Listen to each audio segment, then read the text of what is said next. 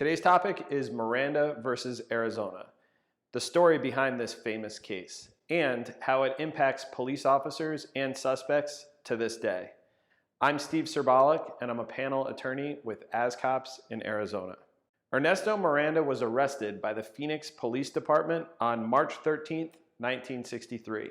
At the time of his arrest, circumstantial evidence linked him to the rape and kidnapping of an 18-year-old woman.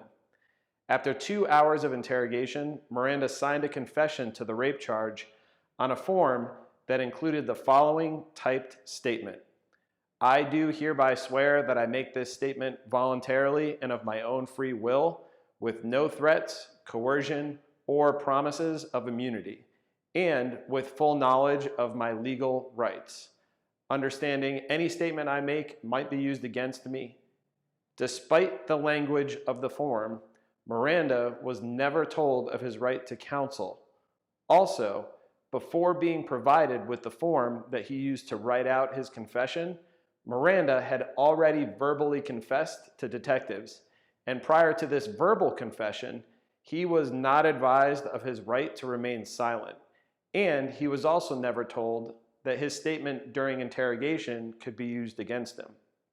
At trial, Miranda's court-appointed lawyer objected, arguing that because Miranda had not been properly advised of his rights prior to confessing, the confession was not truly voluntary and should be excluded. The objection was overruled, and based upon the confession and other evidence, Miranda was convicted of rape and kidnapping and sentenced to 20 to 30 years in prison. Miranda appealed the conviction to the Arizona Supreme Court, which upheld the conviction, emphasizing the fact that prior to the confession, Miranda had not specifically requested an attorney. So he appealed again to the United States Supreme Court. In a 5-4 decision written by Chief Justice Earl Warren, a former prosecutor, the United States Supreme Court ruled that due to the coercive nature of the custodial interrogation by police, no confession could be admissible under the Fifth Amendment self-incrimination clause and the Sixth Amendment right to an attorney, unless the suspect was made aware of his rights and then voluntarily waived them. The court held the person in custody must, prior to interrogation, be clearly informed that he has the right to remain silent and that anything he says will be used against him in court. He must be clearly informed that he has the right to consult with a lawyer and to have the lawyer with him during interrogation, and that if he is indigent, a lawyer will be appointed to represent him. With this ruling, Miranda's conviction was overturned.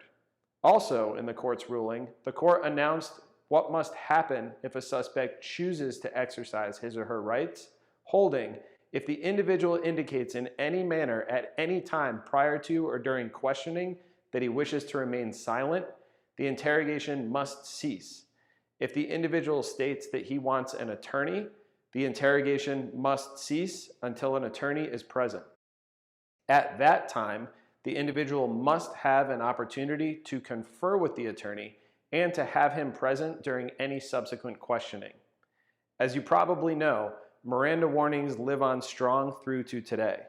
They were challenged in 2000 in the case named Dickerson versus United States, where a law passed by Congress attempting to make the Miranda warnings optional was examined.